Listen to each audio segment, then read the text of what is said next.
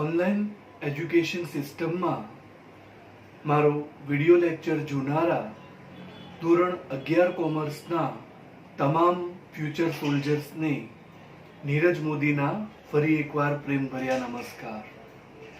YouTube પરની આ ચેનલમાં તમારા બધાનું સ્વાગત છે વિદ્યાર્થી મિત્રો. ચાલો 11 કોમર્સની અંદર આપણે પાઠ નંબર 3 અર્થશાસ્ત્રમાં માંગ વિશે ભણતા હતા અને એ પાઠનો લગભગ 70% જેટલો ભાગ આપણે પૂર્ણ કર્યો છે. છેલ્લે જ્યારે લેક્ચર લીધો હતો એ સમયે માંગનું વિસ્તરણ સંકોચન અને માંગમાં વધારા ઘટાડાનો મુદ્દો તફાવત સાથે સવિસ્તર પૂર્ણ કર્યો હતો. હવે જ્યારે આજે આપણે આગળ જવાનું છે ત્યારે બાકીના 30% ભાગમાં એક નવો મુદ્દો તમારી સામે આવી રહ્યો છે, જે તમે જોઈ શકો છો. માંગની મૂલ્ય સાપેક્ષતા, જેની સંજ્ઞા ઈપી છે. બાકીનો હવે 30% ભાગ એ માંગની મૂલ્ય સાપેક્ષતા અને આવક સાપેક્ષતામાં જ છે. તો વિદ્યાર્થી મિત્રો, ઈપી મતલબ it does not mean EP cinema. તમે જાણો છો કે કોરોનાની ભયંકર સ્થિતિ છે તો ઈપી સિનેમા ને હિમાલયા મોલ ને બધું બંધ જ છે. પણ અહીંયા આગળ આપણે ઈપી નો મતલબ કરવાનો છે price elasticity of demand. EP price elasticity of demand, માંગની મૂલ્ય સાપેક્ષતા. આની ચર્ચા આપણે વિદ્યાર્થી મિત્રો આજના લેક્ચરની અંદર થોડી સવિસ્તર કરવાની છે. ધ્યાન આપજો. સૌથી પહેલા આપણે એક વ્યાખ્યા તરફ જવું છે. તો જો આપણે વ્યાખ્યા તરફ જવું હોય તો માંગની મૂલ્ય સાપેક્ષતાને સમજાવવા માટે એક પહેલા એનો એક નાનકડો એવો રફ મિનિંગ છે એ ક્લિયર કરવું પડે કે ભાઈ માંગ તો આપણને ખબર છે કે ચોક્કસ સમયે અને સ્થળે ચોક્કસ કિંમતે ગ્રાહક દ્વારા જે ચીજ વસ્તુ કે સેવા ખરીદવાની ઈચ્છા પ્લસ ખરીદ શક્તિ પ્લસ કિંમત ચૂકવવાની તૈયારી, તો એ માંગ બને છે. એ માંગની મૂલ્ય એટલે એની કિંમત, મતલબ કિંમતમાં થતો ફેરફાર. અને સાપેક્ષતા એટલે એક પ્રકારનું માપ અથવા તો ગુણોત્તર. આપણે ઇંગ્લિશમાં એને થોડું રેશિયો કહેતા હોઈએ. માપ અથવા તો ગુણોત્તર. માંગની મૂલ્ય સાપેક્ષતા. તો આ મુદ્દાને આપણે સમજવાનો છે. તો એના માટે સૌથી પહેલા શું કરવાનું એ તમે ધ્યાનથી સમજવાનો પ્રયત્ન કરો. આપણે પ્રોફેસર આલ્ફ્રેડ માર્શલનો માંગનો નિયમ શીખી ગયા છીએ. What we taught in the law of demand as per given by Professor Alfred Marshall, with the rise in the price, demand contracts. મતલબ જેવી કિંમતમાં વધારો થાય તો માંગ સંકોચાશે, and with the fall in the price, જો કિંમતમાં ઘટાડો થાય તો ડિમાન્ડ expands, rises, મતલબ તે વસ્તુની માંગ વિસ્તરશે. આવું આપણે માંગના નિયમમાં શીખીને આવ્યા કે જો અન્ય પરિબળો યથાવત રહે તો વસ્તુની કિંમત વધતા તે વસ્તુની માંગ સંકોચાય છે અને વસ્તુની કિંમત ઘટતા તે વસ્તુની માંગ વિસ્તરે છે. આમ કિંમત અને માંગ વચ્ચે વ્યસ્ત સંબંધ છે. હવે તમે તરત કહેશો કે સર આ તો આપણે શીખીને આવ્યા, આમાં શું તમે નવું કીધું? That's right, my children. તમારી વાત સાચી છે, પણ હવે હું તમને કહેવા જાઉં છું, ધ્યાન આપજો. જો આજે કોઈ પણ વસ્તુ હોય એની કિંમતમાં વધારો થાય તો તમને ખબર છે કે વ્યસ્ત સંબંધ હોવાને કારણે એની માંગ સંકોચાશે, રાઈટ? પણ તમને ઈ ખબર છે કે એ માંગ કેટલા ટકા સંકોચાશે? નહીં. તો ઈ દર્શાવતું માપ એ મૂલ્ય સાપેક્ષતા છે. સમજાણું? કોઈ વસ્તુની કિંમત વધે તો તમને એ જરૂર ખબર છે કે એની માંગ સંકોચાશે, પણ કેટલી સંકોચાશે એ ખબર છે નહીં. તો એ દર્શાવતું માપ એ મૂલ્ય સાપેક્ષતા છે. અચ્છા, કોઈ વસ્તુની કિંમત ઘટે તો તમને ખબર છે કે એ વસ્તુની માંગ વિસ્તરે છે, એક્સપાન્ડ થાય છે, પણ શું તમને એ ખબર છે કે કેટલી વિસ્તરશે? નહીં. તો એ દર્શાવતું માપ પણ મૂલ્ય સાપેક્ષતા છે.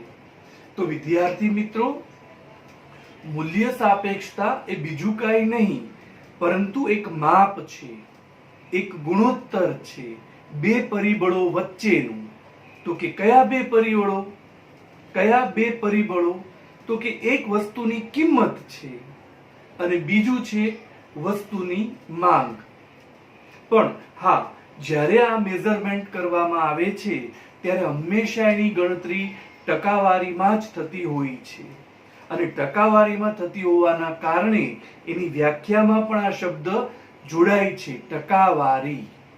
હવે તમે જોજો બરાબર, આપણે એક એક્ઝામ્પલ લઈ અને સાથે સમજવાનું છે, ધ્યાન આપજો. હું બે અલગ અલગ પરિબળોને લઉં છું. સી, અહીંયા લઉં છું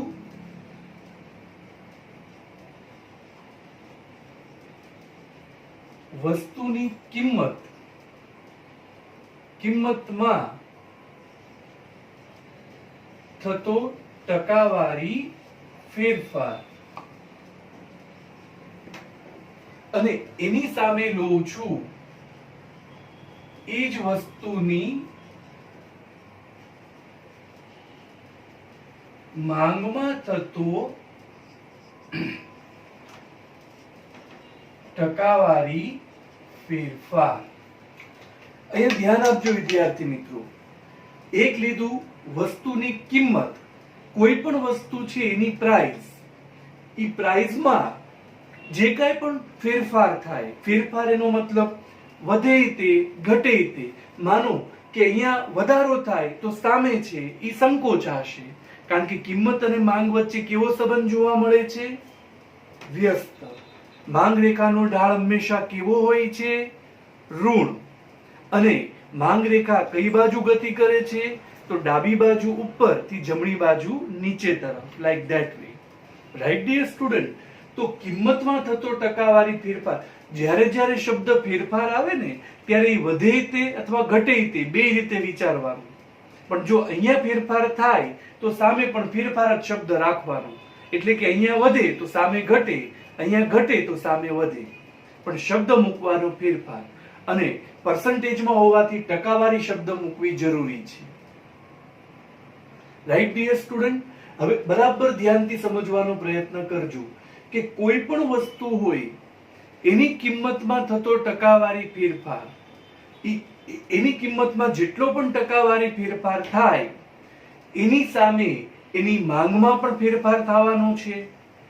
તો ઈ બે વચ્ચેનું માપ કે ગુણોત્તર છે.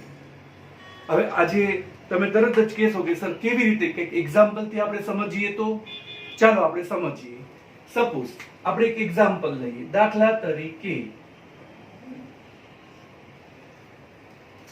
કોઈ પણ એક વસ્તુ છે, એ વસ્તુની કિંમતમાં થતો ટકાવારી ફેરફાર, સપોઝ એ વસ્તુની કિંમત 20% વધી છે. આ ઇન્ક્રીઝ બતાવો છો સિમ્બોલિક, રાઈટ? એ વસ્તુની કિંમત, કોઈ પણ વસ્તુ છે, સપોઝ આ કોરોનાની સ્થિતિ છે, માલની અછત છે, એના કારણે જે તે વસ્તુની કિંમતમાં 20% નો વધારો થઈ ગયો. હવે કિંમત વધી ગઈ તો ડેફિનેટલી એ વસ્તુની માંગ છે એ સંકોચાશે, ઘટશે, નીચે આવશે. પણ આપણે ધારણા કરી લઈએ છીએ કે માનો કે એ વસ્તુની માંગમાં થતો ટકાવારી ફેરફાર એ 60% છે. એનો મતલબ શું થયો? કે કિંમતમાં કેટલો ટકાવારી ફેરફાર થયો?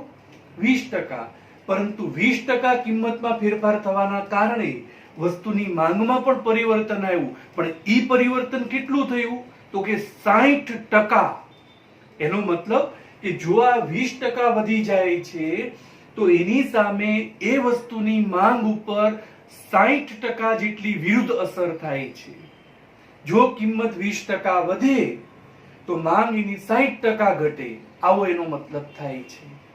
તો આ બે વચ્ચેનો રેશિયો શું, તો તરત આપણે કહી શકશું. તમે ધ્યાન આપજો, આ 60% છે, ધ્યાન આપજો એકદમ બાળકો, આ 60% છે અને છેદમાં 20% છે. કિંમતમાં થતો ટકાવારી ફેરફાર 60, પણ એની સામે માંગમાં થતો ટકાવારી ફેરફાર 60%, પણ એની સામે કિંમતમાં થતો ટકાવારી ફેરફાર કેટલો તો કે 20%. તો 60% divided by 20%, 60% by 20% is equal to exact કેટલું આવે તો કે 3. આને કહેવાય છે માંગની મૂલ્ય સાપેક્ષતા નો આંક. મામૂસા અસવા જેવો શબ્દ લાગે, અસવા જેવો શબ્દ લાગે. મામૂસા મતલબ માંગની મૂલ્ય સાપેક્ષતા. પ્રાઇસ ઇલાસ્ટિસિટી ઈપી, તો તમે સિમ્પલ વિચારી શકો છો કે માંગની મૂલ્ય સાપેક્ષતા ઈપી, એનું સૂત્ર શું બને તમે જુઓ. આ 60% ને શું કહેવાય તો કે વસ્તુની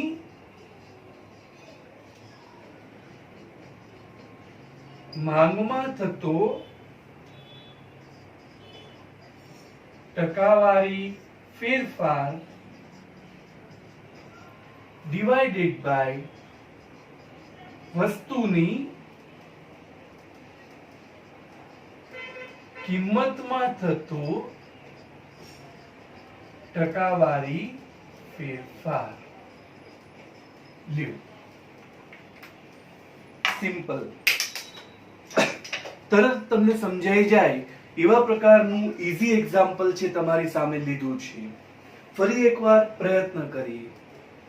માંગની મૂલ્ય સાપેક્ષતા, તો મૂલ્ય સાપેક્ષતા એક પ્રકારનું માપ છે કે ગુણોત્તર છે. તો કે કયા બે પરિબળો વચ્ચેનું, તો કે આ બે પરિબળો વચ્ચેનું, વસ્તુની કિંમતમાં થતો ટકાવારી ફેરફાર અને વસ્તુની માંગમાં થતો ટકાવારી ફેરફાર. આ બે પરિબળો વચ્ચેનું માપ છે, ગુણોત્તર છે. હવે આ માપ, એનો મતલબ શું થશે કે જો કોઈ પણ વસ્તુની કિંમતમાં 20% નો પણ ફેરફાર થાય છે, મેં અહીંયા વધારો લીધો છે, તો એની સામે એ વસ્તુની માંગમાં 60% નો ઘટાડો ફેરફાર જણાય છે. તો બે વચ્ચેનો સંબંધ શું, તો કે ભાઈ જેટલી કિંમત વધે એની 3 ગણી માંગ છે ઈ ઘટી જાય. મતલબ કિંમતમાં તમે 1 રૂપિયાનો પણ વધારો કરો છો તો એની સામે ઈ વસ્તુની માંગ 3 ગણી છે ઈ ઘટશે, અને ઈ જ આ 3 મૂલ્ય સાપેક્ષતાનો આંક સૂચવે છે. તમે ધ્યાનથી સમજવાનો પ્રયત્ન કરો. હવે તમારામાંથી કોઈ વિદ્યાર્થી એમ કે સર માંગની મૂલ્ય સાપેક્ષતા, ચલો તમે આ બે પરિબળોને સરખાવવાની વાત કરી, સૂત્ર બતાવ્યું, સંજ્ઞા બતાવી, એક ધારેલું ઉદાહરણ આપણે લીધું, ધેટ્સ ઓકે. પણ માનો કે કોઈ એમ કે સર માંગની મૂલ્ય સાપેક્ષતાની વ્યાખ્યા એટલે શું. પરીક્ષામાં મેં જ પૂછ્યું કે માંગની મૂલ્ય સાપેક્ષતા એટલે શું, તો તમારે શબ્દોમાં લખવું પડે. યસ, તો જુઓ વિદ્યાર્થી મિત્રો, તમને યાદ રાખતા શીખવાડું. આપણે શું કરવાનું છે, તમને ખબર છે કે મૂલ્ય સાપેક્ષતા, માંગની મૂલ્ય સાપેક્ષતા એક માપ છે, ગુણોત્તર છે. તો કે કયા બે વચ્ચેનું, તો કે વસ્તુની કિંમતમાં થતો ટકાવારી ફેરફાર અને વસ્તુની માંગમાં થતો ટકાવારી ફેરફાર. એ બેને આપણે કમ્પેર કરવાનું છે. તો એ બે કમ્પેર કરવાનું છે. હવે આમાં ફેરફાર થાય છે, કિંમતમાં ફેરફાર થાય છે, એના કારણે માંગમાં ફેરફાર થાય છે. પણ કેટલું એ ખબર નથી, તો એ દર્શાવતું માપ છે. તો આપણે વ્યાખ્યા યાદ રાખવા માટે શું કરવાનું? તો આ બે પરિબળની વચ્ચે શું મૂકવાનું? ને કારણે અને પાછળ શું મૂકવાનું? નું માપ કે ગુણોત્તર. એટલે શું થાય? તો કે માંગની મૂલ્ય સાપેક્ષતા. આજ એની વ્યાખ્યા થાય. C here. જો વિદ્યાર્થી મિત્રો ધ્યાનથી સમજવાનો પ્રયત્ન કરજો. વ્યાખ્યા બોલું છું. વસ્તુની કિંમતમાં થતા ટકાવારી ફેરફાર ને કારણે વસ્તુની માંગમાં થતા ટકાવારી ફેરફાર નું માપ કે ગુણોત્તર એટલે માંગની મૂલ્ય સાપેક્ષતા. અન્ડરસ્ટેન્ડ? તો આ વસ્તુ જે છે એની પરફેક્ટ ડેફિનેશન થાય. તમે ટેક્સ્ટ બુકમાં જોશો તો આટલી ક્લિયર ડેફિનેશન ક્યાંય કોઈ જગ્યાએ તમને આપી નથી. આ એકદમ પરફેક્ટ છે અને એકદમ જાતે બનાવેલી છે. આમાં એક એક માર્કના 4 સવાલ આવ્યા જો સમજાય તો. માંગની મૂલ્ય સાપેક્ષતા એટલે શું? 1 માર્કની વ્યાખ્યા શબ્દોમાં લખવી પડે. બીજું, માંગની મૂલ્ય સાપેક્ષતાની સંજ્ઞા શું? તો કે ઈપી, પ્રાઇસ એલાસ્ટિસિટી ઓફ ડિમાન્ડ. પછી ત્રીજી વસ્તુ, માંગની મૂલ્ય સાપેક્ષતા માપવા માટેનું સૂત્ર શું? તો કે વસ્તુની માંગમાં થતો ટકાવારી ફેરફાર છેદમાં વસ્તુની કિંમતમાં થતો ટકાવારી ફેરફાર. અને ચોથો સવાલ, ઉદાહરણ આપી સમજાવો. તો તમે કોઈ પણ ઉદાહરણ લઈ શકો. જેમ કે 20% ફેરફાર થાય તો સામે 60% ફેરફાર થાય છે, તો 60 ના છેદમાં 20. હવે માની લ્યો એવું હોય કે અહીંયા આગળ 20% નો વધારો થાય પણ સામે 80% 80% છે ઘટી જાય, તો મૂલ્ય સાપેક્ષતાનો આંક કેટલો? 4. એનો મતલબ શું? કે જો તમે કિંમતમાં 1 રૂપિયાનો પણ વધારો કરો છો તો એની સામે તે વસ્તુની માંગ 4 ગણી ઘટશે. આ મૂલ્ય સાપેક્ષતાનો આંક એટલા ગણો એવું સૂચવે છે. અને આ માંગની મૂલ્ય સાપેક્ષતાના આંકમાં એની પાછળ ક્યાંય રૂપિયા, પૈસા, લીટર, કિગ્રા, મીટર આવું કાંઈ લખાતું નથી. આ માત્ર માંગની મૂલ્ય સાપેક્ષતા દર્શાવતો શુદ્ધ આંક છે, જે વસ્તુની કિંમતમાં થતા ટકાવારી ફેરફારને કારણે એ જ વસ્તુની માંગમાં કેટલો ટકાવારી ફેરફાર થઈ જાય છે દર્શાવતું માપ ગણાય છે. તો આવા ડિફરન્ટ ટાઈપના ક્વેશ્ચન તમને અંદરથી પૂછી શકે. ટેક્સ્ટ બુકમાં જોશો તો તમને વ્યાખ્યા પણ કંઈક અલગ ન સમજાય એવા શબ્દોમાં આપી છે. પછી એના ઉદાહરણમાં પણ એને થોડી ભૂલ કરી છે. માનાંક બધા લીધા છે, મતલબ જે ગણિતની ભાષામાં માનાંક હોય એ બધું જ એની અંદર થોડું વધારાનું અને બિનજરૂરી વસ્તુ આપી છે. પણ એની કરતા બેસ્ટ વસ્તુ તમારી સામે બોર્ડ ઉપર છે. અને આ જ તમારા આજના લેક્ચરનું હોમવર્ક છે કે માંગની મૂલ્ય સાપેક્ષતા છે તો એની વ્યાખ્યા લખવાની છે, એની સંજ્ઞા લખવાની છે. આ સિવાયનું તમારું કોઈ પણ એક ઉદાહરણ ધારી અને માંગની મૂલ્ય સાપેક્ષતાનો આંક શોધવાનો છે. અને શોધેલા આંકનો મિનિંગ ખબર હોવી જોઈએ કે 3 આવ્યું તો એનો મતલબ કે કિંમતમાં જેટલો ફેરફાર થાય એની કરતા 3 ગણો માંગમાં બદલાવ આવશે. હવે અહીંયા કિંમતમાં માનો 10% ફેરફાર થાય અને એની સામે માંગ 50% ફેરફાર પામે, તો 50% ના છેદમાં 10% મતલબ 5. તેનો મતલબ શું થયું? માંગની મૂલ્ય સાપેક્ષતાનો આંક 5. એનો મતલબ શું?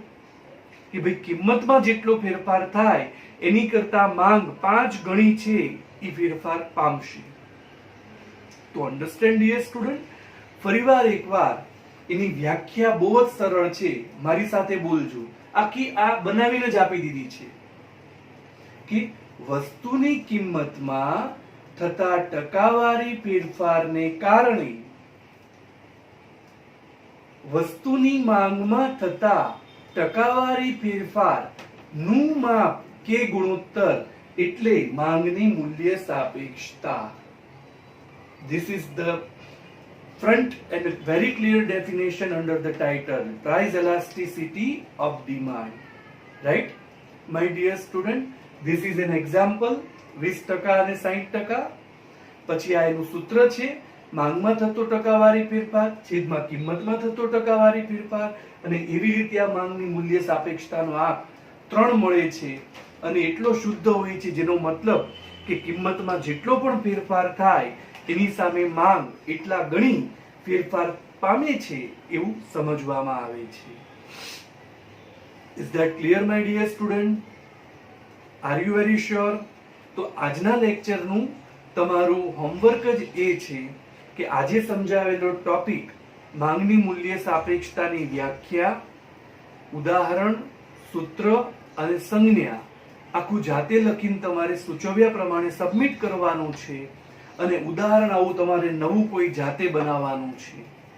પછી જ્યારે આપણે આગળ લેક્ચર ભણશું ત્યારે માંગની મૂલ્ય સાપેક્ષતાના પ્રકારો જે 5 પ્રકાર છે અને 5 માર્કનો વિસ્તૃત પ્રશ્ન જે પરીક્ષા માટે મોસ્ટ ઇમ્પોર્ટન્ટ કહેવાય એ આપણે નેક્સ્ટ લેક્ચરમાં લર્ન કરશું. So the next lecture is very important for the examination. It will cover 5 marks.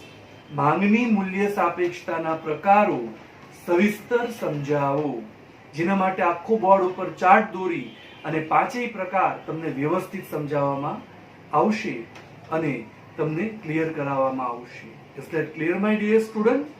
So today we should keep stop till this day, and next on we'll continue with the same manner, dear student.